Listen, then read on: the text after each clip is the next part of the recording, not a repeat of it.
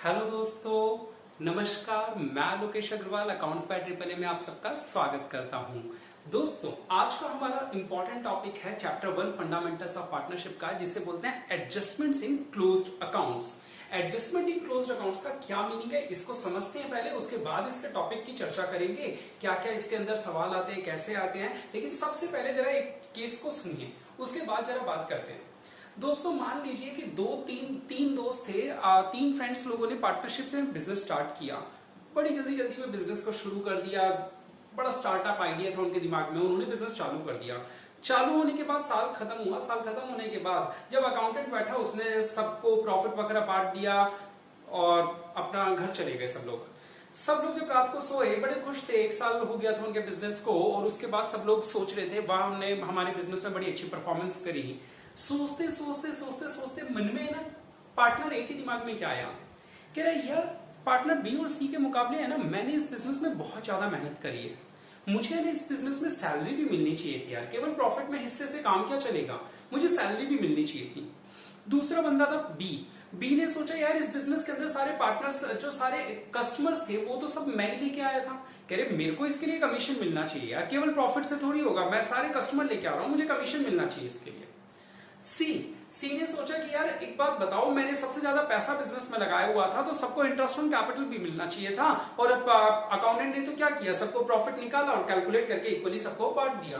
और तीनों के मन में आया है, हमारा प्रॉफिट शेयरिंग रेशो भी इक्वल क्यों है, हमारा रेशो कुछ ऐसा होना चाहिए जिसका जितना महत्व उतना ज्यादा उसका प्रॉफिट, यानी कि हमारा रेशो 5:3:2 होने चाहिए।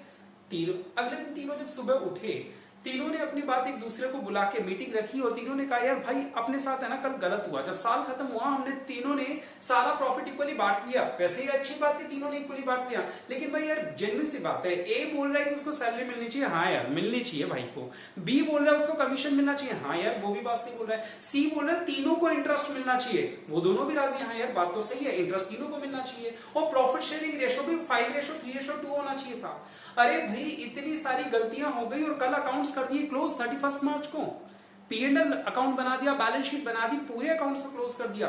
अब कैसे सुधारे इसको कैसे एडजस्ट करें। अब एक काम कर सकते हैं, या तो हम दोबारा से P&L अकाउंट बनवाएं और P&L अकाउंट के अंदर सारी छेड़छाड़ करें, तो इतना सारा लंबा काम करेंगे और वो भी 31 मार्च के अकाउंट क्लोज करने के बाद, तो ये बात तो सही नहीं है। तो इसका समाधान क्या करें। समस्या तो खड़ी हो गई और सब लोग राजी भी हो गए कि हाँ भाई ऐसा करवाना है। तीनों पहुंचे अकाउंटेंट के पास, अकाउंटेंट से बोला कि भैया हमें ऐसा ऐसा करना था, प्रॉफिट को डायरेक्टली नहीं बांटना था, पहले इसको सैलरी देते, उसको कमीशन देते, तीनों को इंटरेस्ट देते, फिर जो कोई प्रॉफिट बचता था तो उसको 5:3:2 में बांट देते। तो कहते भैया अब आप ऐसे करो, हमें नहीं पता आप कैसे करोगे मैनेज, लेकिन आपको करना है ऐसे। अकाउंटेंट ने कहा भाई ये तो बहुत बड़ा काम बढ़ा दिया तूने, इतने सारी एंट्रीज करनी पड़ेगी, P&L छेड़ना पड़ेगा, क्या करें। तो दोस्तों, हमें क्लास 12th में इस चैप्टर के अंदर एक ट्रिक सिखाई गई, जो एक सिंगल एंट्री पास करके, सुनिएगा ध्यान से, इतना सारा कॉम्प्लिकेटेड काम केवल एक एंट्री पास करके सुधारा जा सकता है। हाँ, आप बिलीव करेंगे, केवल एक एंट्री ऐसी कर दी जाए जिससे सब लोग राजी भी हो जाएं, सबके पास इफेक्ट भी पहुंच जाए और P&L को भी छेड़ा ना जाए। जी हाँ, एक ऐसी एडजस्टमेंट एंट्री हो सकती है। उस एडजस्टमेंट एंट्री को अगर मैं आपको इन शॉर्ट पहले ही बता दूं, बाद में डिटेल में एक्सप्लेन करूंगा, पहले मैं समझा दूं तो क्या है। वो तीनों पार्टनर से कहेगा एक काम करो, आपको कल जो मैंने पैसा लाके दिया था सारा वापस रखो, सारे पैसे को लाके वापस रखो जो तीनों बांट के ले गए थे। हम तीनों राजी हैं, हमने कहा ठीक है, ये ले सारा पैसा लाके यहाँ पे जोड़ देते हैं। कहते हैं एक बात बताओ, पहले किसको सैलरी देनी है। हमने कहा ए को सैलरी दे दे। उसने पैसा उठाया, ए को सैलरी दे दी, सारा प्रॉफिट मंगा लिया था वापस, ए को सैलरी दे दी, हम सब खुश है, राजी हैं हम सब। उसने बी को कमीशन उठा के दिया, हम राजी हैं। तीनों को इंटरेस्ट ऑन कैपिटल दिया, हम राजी हैं। फिर कह रहा अब ये जो पैसा बचा हुआ है, इसे तीनों 5:3:2 में घर ले जाओ। हमने कहा ये भी बात सही है, ये जो 5:3:2 में घर ले गए, यही तो करना था ना एक्चुअल में। तो अब देखो इसको क्या किया, उसने कहा कि अब जरा एक बात सोच के बताओ। कह रहा सर, ये जो ए है इसको 2 बार पैसा मिला, एक बार उसने 3 बार मिला, एक बार उसने सैलरी ली, एक बार उसने इंटरेस्ट ऑन कैपिटल के नाम से पैसा लिया और एक बार उसने प्रॉफिट में हिस्सा लिया 5/10। बी को 2 बार पैसा मिला, 3 बार बी को भी कमीशन के रूप में मिला, इंटरेस्ट ऑन कैपिटल के रूप में मिला और प्रॉफिट में भी हिस्सा मिला। और सर सी, यानी कि आपसे कितनी बार पैसा लेके गए, 2 बार, इंटरेस्ट ऑन कैपिटल के रूप में और पार्टनर्स के प्रॉफिट के रूप में लेके गए। कह रहे सर, क्या आप लोग मुझे ये बता सकते हो कि आप जो घर से पैसा लेके आए थे, यहां पे लाके रखा, और जो आप घर लेके जा रहे हो उसमें क्या डिफरेंस है, उसमें क्या डिफरेंस है वो बता सकते हो। जो डिफरेंस है वो आपस में एक दूसरे को दे दो ना बस। मान लीजिए इस डिफरेंस की वजह से मैं अपने घर से पैसे लाया था 15,000 और मैं घर केवल 12,000 लेके जा रहा हूं। इसका मतलब मेरे पास कल 3,000 रुपए ज्यादा आ गए थे ना, यही तो मीनिंग हुआ ना। मैं लाया हूं आज 15,000 और घर वापस लेके जा रहा हूं 12। इसका मतलब कल जब मैं लेके गया था तो 3,000 ज्यादा आ गए थे। तो एक काम करता हूं, वो 3,000 यहां रख देता हूं और वो इन दोनों को बांट देंगे।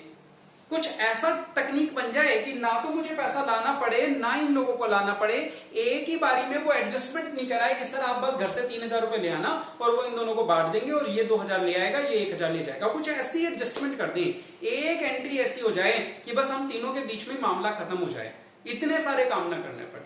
समझ रहे हो? तो आओ दोस्तों कैसे करते हैं इस एडजस्टमेंट को। इसके लिए पहले हम बनाना सीखेंगे एडजस्टमेंट टेबल। तो ये रही हमारी एडजस्टमेंट टेबल। दोस्तों एडजस्टमेंट टेबल को बनाने के लिए आप सबसे पहले क्या करेंगे, पर्टिकुलर्स, उसके बाद आप एक कॉलम बनाएंगे डेबिट क्रेडिट। आप नहीं भी बनाए तो भी चलेगा, मैं एक्सप्लेन करने के लिए आप लोगों को सिखा रहा हूं कि ये कैसे करते हैं। आप एक कॉलम बनाएंगे डेबिट क्रेडिट का और फिर जितने भी पार्टनर्स है उतने कॉलम ए बी सी, अगर 3 पार्टनर्स है तो, और एक लास्ट में कॉलम बन जाएगा टोटल का। दोस्तों मैं आपको ये जो तरीका सिखा रहा हूं आपके स्कूल में हो सकता है टेबल बनाने का एक और तरीका सिखाया जाए। ये शॉर्ट एंड स्वीट है, मैं आप लोगों को ये प्रेफर करने को कहूंगा। आप वो भी तरीका अपना सकते हो। एडजस्टमेंट टेबल किसी भी तरीके से बनाई जा सकती है। दोस्तों ये कैसे बनाते हैं, आप लोगों ने अगर मेरी इससे पहले वाली वीडियो नहीं देखी है जो पार्टनर्स कैपिटल अकाउंट के ऊपर है, तो मैं ऊपर आई बटन में उसका लिंक दे रहा हूं, आप उसे जरूर देखिएगा फिर इस वीडियो पे आइएगा, क्योंकि इस वीडियो को समझने के लिए कैपिटल अकाउंट को समझना जरूरी है। आइए शुरू करते हैं। दोस्तों एक बात बताइए, हम पार्टनर्स को इंटरेस्ट ऑन कैपिटल देना भूल गए, अब क्या करें? इंटरेस्ट ऑन कैपिटल अब दे दें। अगर हम पार्टनर्स को इंटरेस्ट ऑन कैपिटल देंगे तो उनकी कैपिटल बढ़ेगी या कम होगी? ऑफ कोर्स आपने अगर वो पिछली वीडियो देखी है तो आप जानते होंगे कैपिटल बढ़ेगी। तो आइए हम एडजस्टमेंट में यानी पर्टिकुलर्स में तो लिख देंगे इंटरेस्ट ऑन कैपिटल और पार्टनर्स में तीनों में पॉजिटिव वैल्यू डाल देंगे।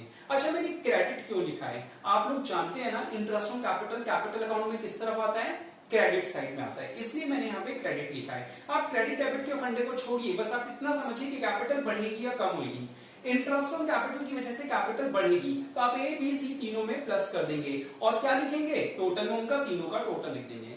फिर बात है कि सर क्या इंटरेस्ट ऑन ड्राइंग भी है? मान लीजिए सवाल में हम इंटरेस्ट ऑन ड्राइंग में, मैं आपको पूरा जो कॉन्सेप्ट सिखा रहा हूँ वो सारा इसमें है, बाद में सवालों में धीरे धीरे करके सीखेंगे। तो हमने देखा कि चलो इंटरेस्ट ऑन ड्राइंग भी पार्टनर से ले लेते हैं। अब एक बात बताओ, इंटरेस्ट ऑन ड्राइंग लेते हैं तो पार्टनर की कैपिटल बढ़ेगी या कम हो जाएगी? कम होगी ना। तो हम इसे पॉजिटिव लिखने की बजाय क्या लिखेंगे, नेगेटिव। बेटा इंटरेस्ट ऑन ड्राइंग कैसे लिखनी चाहिए, पॉजिटिव या नेगेटिव? नेगेटिव लिखनी चाहिए, क्योंकि इससे कैपिटल बढ़ती नहीं है, इससे कैपिटल कम होती है। तो तीनों में आपने डाल दी और टोटल भी लिख दिया नेगेटिव में। तीसरी एडजस्टमेंट, पार्टनर को किसी को सैलरी देनी है, जिसको सैलरी देनी है उसकी कैपिटल बढ़ा दो। चौथी एडजस्टमेंट, पार्टनर को कमीशन देना है, जिसको कमीशन देना है उसको क्रेडिट कर दो, उसको बढ़ा दो। क्रेडिट करने का मतलब कैपिटल को बढ़ाना होता है, डेबिट करने का मतलब कैपिटल को कम करना होता है। मैंने केवल इंटरेस्ट ऑन ड्राइंग में डेबिट लिखा है क्योंकि केवल इसी की वजह से कैपिटल कम होती है। दोस्तों ये जो हमारा अगला पॉइंट है, remaining profit to distribute in right ratio, इससे हमारा क्या मीनिंग है? Remaining profit to distribute in right ratio ये क्या है, इसके बारे में जरा एक नोट पढ़ते हैं और उसके बाद इस टॉपिक को करते हैं। ठीक है, आइए जरा नोट देखते हैं। दोस्तों नोट पे क्या लिखा हुआ है? इस नोट में लिखा हुआ है कि आप इस पॉइंट को तभी लगाएंगे जब सवाल में दो रेशियोज हों। सवाल में दो रेशियो, पहला रेशियो वो जिसमें प्रॉफिट गलती से बट गया, दूसरा वो जिसमें प्रॉफिट बटना चाहिए। देखिए जिस सवाल में दो प्रॉफिट होंगे, दो रेशियो होंगे प्रॉफिट शेयरिंग के, उसी सवाल में ये रेड मार्क वाला रिमेनिंग प्रॉफिट का टॉपिक आएगा, अदरवाइज नहीं आएगा। ये रिमेनिंग प्रॉफिट आप कब लगाएंगे, जब सवाल में दो रेशियो हों, एक वो रेशियो जिसमें गलती से प्रॉफिट बट गया और एक वो रेशियो जिसमें प्रॉफिट बटना चाहिए, अदरवाइज ये पॉइंट नहीं आएगा। मैं आपको इसकी फुल डिटेल जब मैं आपको सेकंड एग्जांपल कराऊंगा तब समझाऊंगा। फिलहाल के लिए इसको थोड़ा सा पेंडिंग रखते हैं। आपको मैंने बताया कि हमने 5 तरह की गलतियां सुधारी। इंटरेस्ट ऑन कैपिटल पॉजिटिव डाला, इंटरेस्ट ऑन ड्राइंग नेगेटिव किया, जो अकेला नेगेटिव पॉइंट है, बाकी सब पॉजिटिव होते हैं। सैलरी दी, पॉजिटिव करी, कमीशन दिया, जिसको देना था उसके मैं प्लस में लिखा, और उसके बाद रिमेनिंग प्रॉफिट का पॉइंट, अगर सवाल में दो रेशियो हो तो ये पॉइंट आएगा, अदरवाइज नहीं। तो आप लोगों को ये पॉइंट समझना है। अब हमें करना है इसका सब टोटल। सब टोटल का मतलब अभी तक जो 5 पॉइंट्स लिखे हैं इन सब का टोटल कर दीजिए, ए का, बी का, सी का और टोटल का भी टोटल कर दीजिए। देख लीजिएगा एक बार कि ए बी सी का जो टोटल आ रहा है वो ये टोटल वहां पे हो। अब आपको क्या करना है, देखिए अभी तक हमने क्या किया, अगर मैं समराइज करूं तो हमने क्या किया, जिन जिन के जो जो गलतियां हमसे हो गई थी, जो जो हमें गलतियां सुधारनी थी, उन गलतियों को हमने क्या किया, उन गलतियों को हमने पॉजिटिव लिख दिया या इंटरेस्ट ऑन ड्राइंग को नेगेटिव कर दिया, ठीक है। और फिर एक टोटल लगा दिया जिसे हमने सब टोटल के नाम से पुकारा। अब मेरी बात सुनना, ये जो सब टोटल का सबसे लास्ट में टोटल है ना, टोटल, वो final value same to same, I repeat my words, क्या बोल रहा हूं, वो जो फाइनल वैल्यू है ना सब टोटल का, जो टोटल के कॉलम का फाइनल वैल्यू है, उस वैल्यू को सेम टू सेम नीचे लिख देंगे, बस उल्टा। यानी कि ऊपर वाला पॉजिटिव वैल्यू है ना, तो अपन को क्या लिखनी है, उसको नेगेटिव वैल्यू लिखनी है। टोटल के कॉलम की वैल्यू जो है एज इट इज डिट्टो के डिट्टो सेम नीचे क्या लिखनी है, अपन को नेगेटिव लिखनी है, और उसे तीनों में बांट देना है। किस रेशो में बांटेंगे, तीनों में प्रॉफिट रिवर्स करेंगे। प्रॉफिट रिवर्स करते हैं उस रेशो में जिस रेशो में हमने उनको पहले प्रॉफिट दिया था। देखो भैया, प्रॉफिट अगर पार्टनर से मंगवाना है तो उसी रेशो में वापस छीनोगे ना जिस रेशो में कल रात को उनको दिया था। तो प्रॉफिट रिवर्स किस रेशो में करते हैं, उस रेशो में जिस रेशो में कल हमने उनको प्रॉफिट बांटा था, ठीक है, जिस रेशो में डिस्ट्रीब्यूट हो गया था। इसको हम ओल्ड रेशो बोले, रॉन्ग रेशो बोले, जिस नाम से कहें, मुद्दा यह है कि ये रेशो कौन सा है, जिस रेशो में प्रॉफिट पार्टनर्स घर लेके गए थे, ये वही रेशो है। करना क्या है, पॉजिटिव या नेगेटिव, नेगेटिव क्यों, क्योंकि हमें छीनना है। अरे भाई पार्टनर्स को अगर मैं इंटरेस्ट दूंगा, सैलरी दूंगा, कमीशन दूंगा, प्रॉफिट दूंगा, तो पुराना प्रॉफिट मंगवाऊंगा तभी तो दूंगा ना। तो हम क्या करेंगे, पुराने प्रॉफिट को, ये जो टोटल आया था उस टोटल को नेगेटिव में लिख के तीनों पार्टनर्स में बांट देंगे, ठीक है। अब देखो सब टोटल और ये इन दोनों का डिफरेंस जो है ना उसे नेट डिफरेंस बोलते हैं। बेटा ये किसी का भी पॉजिटिव और किसी का भी नेगेटिव आ सकता है। मैंने डेबिट लिखा है पहले, ये कुछ भी आ सकता है, पॉजिटिव या नेगेटिव कुछ भी आ सकता है। तो अगर किसी का पॉजिटिव बैलेंस आ रहा है, इसका मीनिंग क्या है, इसका मीनिंग है कि हमें उसकी कैपिटल बढ़ानी है। और अगर किसी का नेगेटिव आ रहा है तो इसका मीनिंग क्या है कि हमें उसकी कैपिटल कम करनी है। नेट डिफरेंस कैसे निकालना है, ये जो सब टोटल आया था और ये जो प्रॉफिट रिवर्स किया, इन दोनों का डिफरेंस। तो वो जो आंसर निकला, अगर वो पॉजिटिव है तो उसकी कैपिटल बढ़ा दो उस पार्टनर की, और अगर वो नेगेटिव है तो उस पार्टनर की कैपिटल को कम कर दो। बेटा कैपिटल बढ़ाने के लिए जर्नल एंट्री में क्या करना पड़ेगा, क्रेडिट, और कैपिटल को कम करने के लिए क्या करना पड़ता है, डेबिट। तो पता चला आपकी एडजस्टमेंट एंट्री एक सिंगल एंट्री कर दोगे, जिनका नेगेटिव बैलेंस है उनको कर दो डेबिट और जिनका पॉजिटिव है उनको कर दो क्रेडिट, तो आपकी ये एडजस्टमेंट एंट्री बन जाएगी।